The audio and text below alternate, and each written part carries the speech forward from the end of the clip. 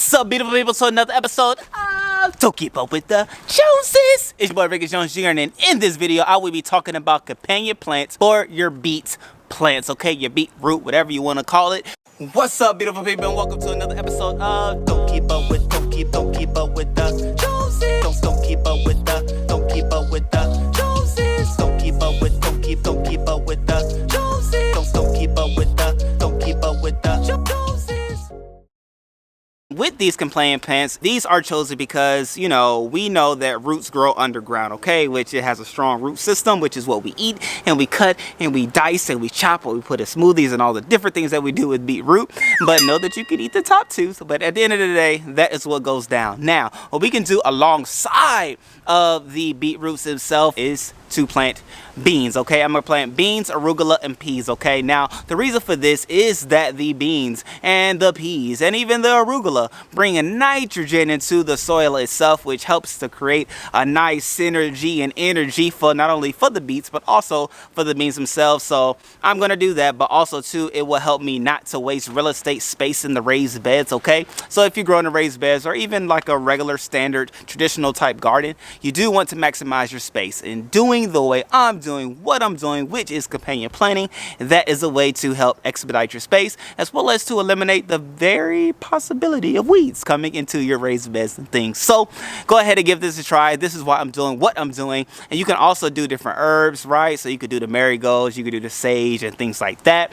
But I do have other spaces where I'm growing such herbs, so I don't have to do it in the raised bed. So in the raised bed, I will be doing beans. So let me show you, which I did grow the beans out of my seed tray starter, and so I will show you how to plant those as I'm planting them. Okay, let's go. Ooh, yeah. So for this one, I am doing some peas. I have my beetroots here, which you can see the markers. There are 3 rows of beetroots in this raised bed. So I do have the luxury of planting right here, and on the outside as well. So I'm gonna just go ahead and space out the pea plants to be to my benefit. So as you can see, they're growing nice and strong, which the root ball system has started to form and all that good stuff. So it is a good time to go ahead and plant these bad boys, all right? So what I'm gonna do is just give it a shaky shake from the bottom while holding the top. And that should do the trick to go ahead and get these bad boys out.